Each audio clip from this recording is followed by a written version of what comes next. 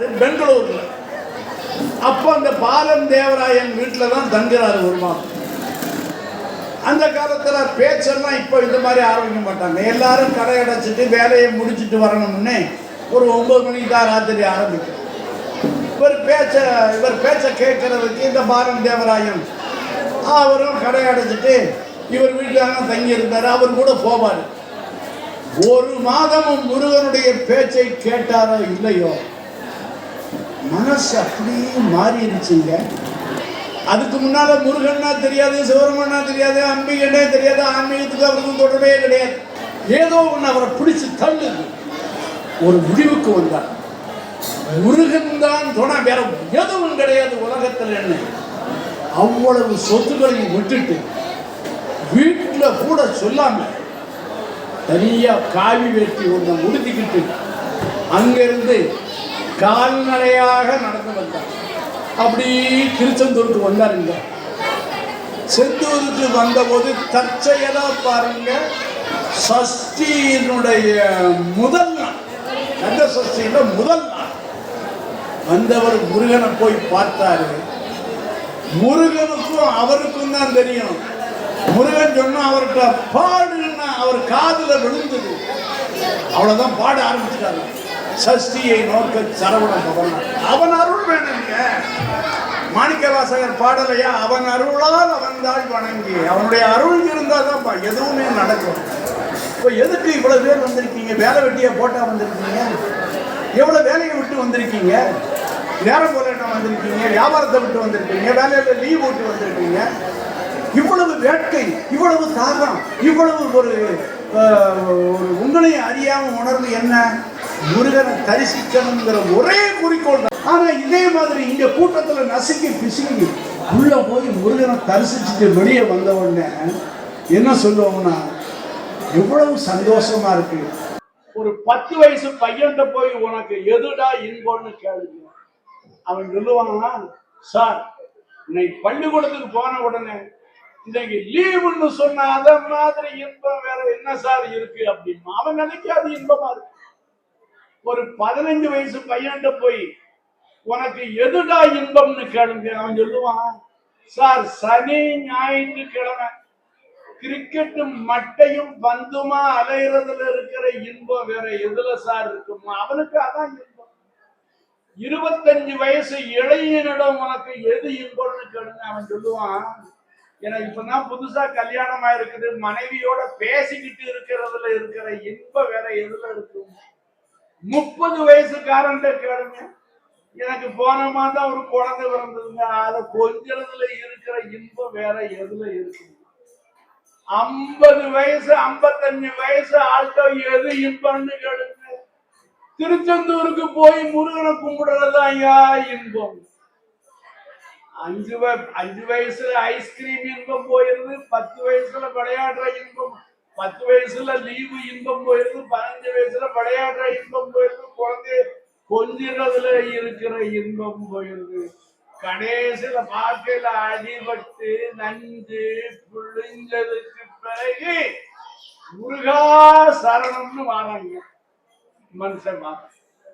இப்படி வர்றதை தடுத்து இளமையிலேயே பக்தி உணர்வை கொண்டு வர்றதுக்கு என்ன செய்யணும்னா, அது உங்க கையில தான் இருக்கு. சூரபன்மனோடு போர் புரிய போகிறான் முருகன். அப்ப இந்திரன் இவனுக்கு மயில் வாகனமாக மாறி இருக்கிறான். அந்த மயில போய் தான் சண்டை போடுறான். சூரபன்மனை கடைசி கட்டத்துல மாமரமாக கடல் நடுவ நிற்கிறான். மாமரம்னா ஏதோ ஒரு சின்ன மரம் நினைச்சுக்கிறாதீங்க. எங்கும் இடமே தெரியாதபடி இருட்டா தெரியும்படி பெரிய மரமாக கிளைகளை பரப்பி நிற்கிறான். முருகப்பெருமானின் இருந்து விடுகிறான். ராக்கெட் வேகத்துல போகுது. ராக்கெட் வேகத்துல போன வேல் மாமரத்தை 2 பழங்க. உடனே சூரபன்மன் என்ன பண்ணா, தன்னுடைய சுய உருவத்தோடு வாளோடு முருகன் மீது பாயவாரான். மறுபடியும் அந்த வேளானது சூரபன்மனை நேரம் 2ஆக பிளந்தது. அதுக்கு பிறகுதான் அந்த சூரபன்மன் சேவலாகவும் மயிலாகவும் மாறி அப்பவும் அவனுடைய ஆணவம் போகல. முருகனை கொத்தனோடு வரான், சேவல் மயிலாக மாறி. முருகன் தன்னுடைய திருக்கண்களால் அந்த சேவல் மயிலையும் அப்படி அந்த சேவல் மயிலை அப்படி பார்த்துக்கிட்டே இருக்கான். அவருடைய அருள்மொழியும் பார்வை பட்டவுடனே இந்த சேவல் கொடியாகவும் மயில் வாகனமாகவும் மாறிச்சு. இந்த இடத்துல ஒரு சந்தேகம். அதாவது வேலை மாமரமாக சூரபன்மன் இருக்கும் போது ராக்கெட் வேகத்துல போகுது, முருகன் விடுகிற பேர். அது போன வேகத்துல மாமரத்தை துண்டு துண்டுதாக செதைச்சு அழிச்சிருக்கணும். ஆனா அப்படி செய்யல, ரெண்டாகத்தான் பழந்தது. அதே மாதிரி விட்ட வேல் வேகமாக போன போது அவனுடைய உடலை அந்த வேகத்துல விட்டதுல துண்டு துண்டா செதைச்சிருக்கணும். அப்படி நடக்கல, ரெண்டாகத்தான் பழந்தது. ஏன் ரெண்டாக மாமரமாக இருக்கும் போது ரெண்டாக வேல் பிளந்தது? சூரபன்மன் சுய உருவத்தோடு இருந்த போதும் ரெண்டாக ஏன் பிளந்தது? ஓ அடிமை வந்திருக்க ஐயா, ஓ அருளால வாழ்ற பிச்சைக்காரன் வந்திருக்க ஐயா, இப்படி சொல்றீங்க. உடனே கணம் திறந்து பார்ப்போம், உங்களுக்கு தெரியும். இதுல ஒரு விஷயம் என்னன்னா, நம்ம வரிசையில நிக்கிறவங்க பக்தினா முதல்ல என்னன்னு தெரியும். பக்தினா என்னதுங்க? வேற ஒண்ணு இல்லைங்க, நம்ம மனச முருகனிடம் அப்படியே விடணுங்க, கரைய விடணுங்க. அதான் பக்தி. அது எப்படி கரைய விடுவது? இப்ப வரிசையில நிக்க கூட்டம் அதிகமா இருக்குது, உண்மைதான் இல்லைங்க. ஏங்க நான் கேட்கிறேன், சில பேருக்கு ராத்திரி 7 மணிக்கு டிவி, அதுதான் டிவி பார்க்க வேண்டாம்னு சொல்லலாம். 7 மணில இருந்து 10:30 வரை டிவி முன்னால நிற்கும் போது பொழுது போனது தெரிய மாட்டேங்க. நல்ல தொடர்களை பார்க்க. ஆனா கோவில்ல ஒரு 2 மணி நேரம் நிற்கிறது நமக்கு எவ்வளவு சங்கடமா இருக்கு.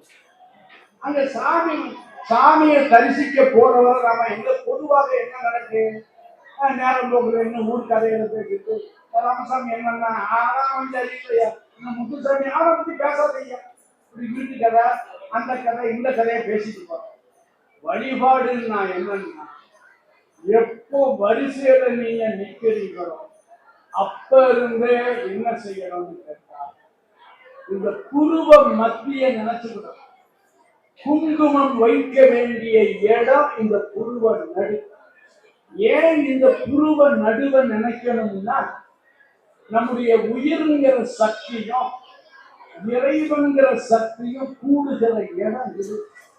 ஏதாவது இதுக்கு ஒரு சான்று இருக்கு. என்னன்னு, ஏதாவது மறந்துருச்சு நான் எழுதிட்டு அந்த பென்சிலோ பேனாவையோ வச்சு இப்படிதான் தட்டுவாங்க. நம்ம அறியாம தட்டுவோம், இந்த இடத்துல நினைவு. இந்த இடம் சக்தி வாய்ந்த இடம். இங்கதான் குங்குமம் வைக்கிறோம். நீங்க வரிசையில நிற்கும் போது இந்த இடத்துல நினைச்சுக்கிட்டு மனசுக்குள்ள ஓம் சரவணம் ஓம் சரவணம் மனசுலயே நினைங்க, பேசாதீங்க.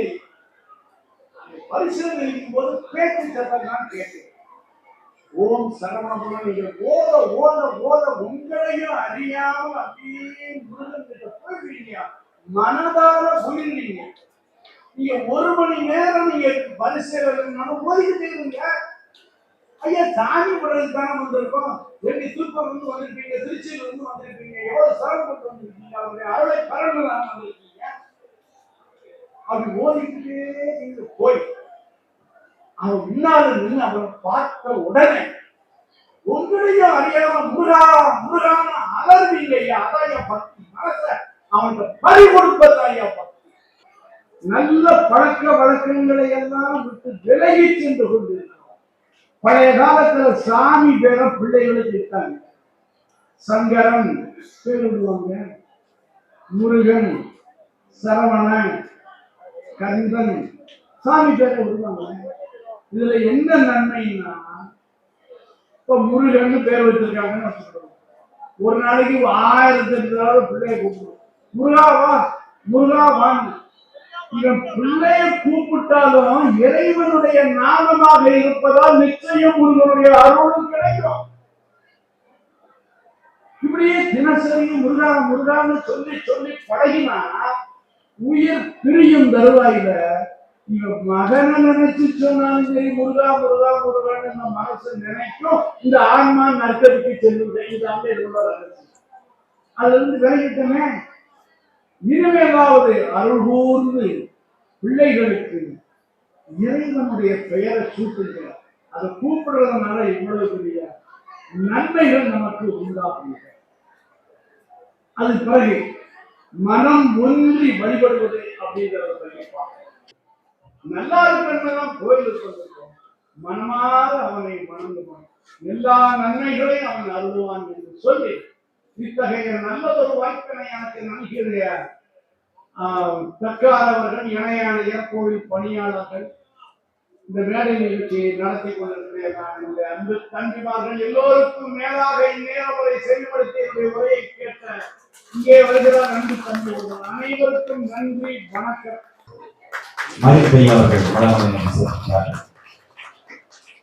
அருமையான சுற்றுலா ஐயா முத்தரசு அவர்களுக்கு திருக்கோயில் நிறுவனத்தின் சார்பாக நன்றிகளை தெரிவித்துக் கொள்கிறோம்.